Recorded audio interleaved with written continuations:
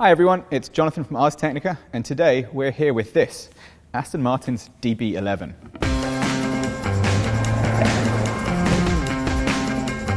It's quite an important car for the company. It's the first car from their new second century plan, which is meant to take Aston Martin into the 21st century. It's an almost ground-up design, so they've moved from their old V8 platform, which underpinned pretty much all of their cars for the last sort of 10-15 years, with this new aluminum composite lightweight structure. It has a basically all-new twin-turbo V12 under the hood that makes 600 horsepower and about 560 foot-pounds of torque. Thanks to a technology sharing agreement with Mercedes-Benz, it has some pretty advanced technology inside, kind of certainly a league above what Aston Martin's done before. The car features some extremely clever aerodynamics at the front and the back to move air around, to kind of keep the car stuck to the ground and make it a little bit more fuel efficient. And it's basically what James Bond drives in the 21st century. The DB7 was designed by Marek Reichman, and it looks instantaneously recognizable as an Aston Martin. It has, that kind of classic shark's mouth grille, the same long bonnet, kind of heavy haunch profile. This is probably Aston Martin's most technologically advanced car right now, and some of that is in evidence in the bodywork. So this is all carbon fiber body and composite body panels, but it does some quite clever things with the air, some of which Aston Martin have learnt from their racing program.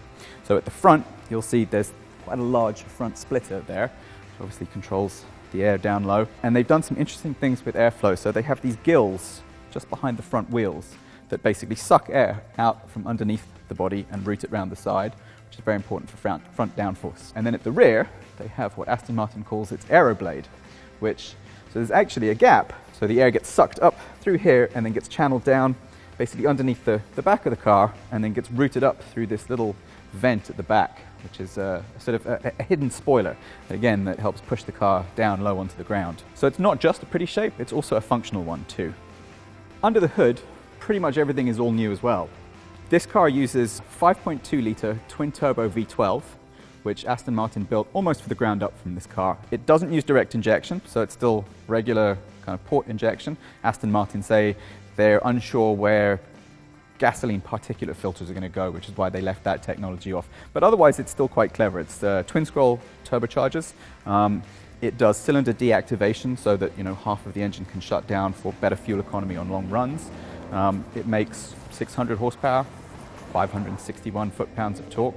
All of that is sent just to the rear wheels. 600 horsepower rear-wheel drive car is probably about the limit you need on the street, maybe a little bit more.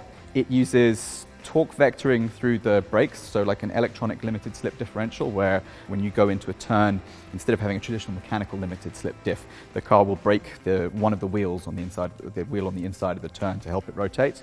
It has some pretty clever advanced traction control and stability control, again to keep that 600 horsepower manageable on the road. As I've discovered the last few days driving this, if you have it in Sport or Sport Plus mode, in first to second gear, it will very happily spin the wheels. Those are probably best left for the track. So one thing it's important to point out is this is not really a sports car. It's much better to think of this as a Grand Tourer in the traditional sense. It's a 2+2, which means there's room for 2 adults in the front and 2 very small humans in the back. Probably better if they don't have rear legs. I think there's just enough room to fit someone my height behind me if I'm in this seat.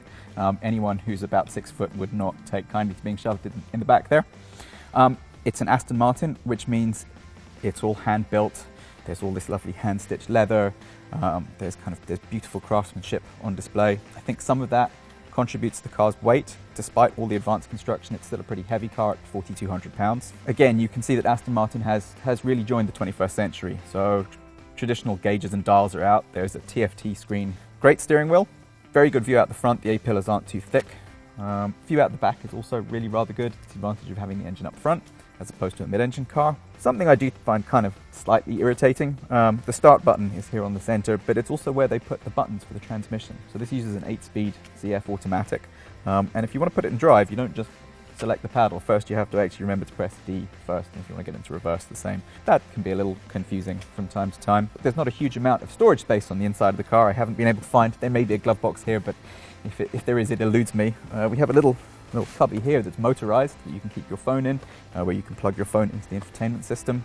There's the trunk out back, which is not massive. You could fit some golf clubs in there, or probably, enough luggage for a weekend away. But you wouldn't really want to move house in this car.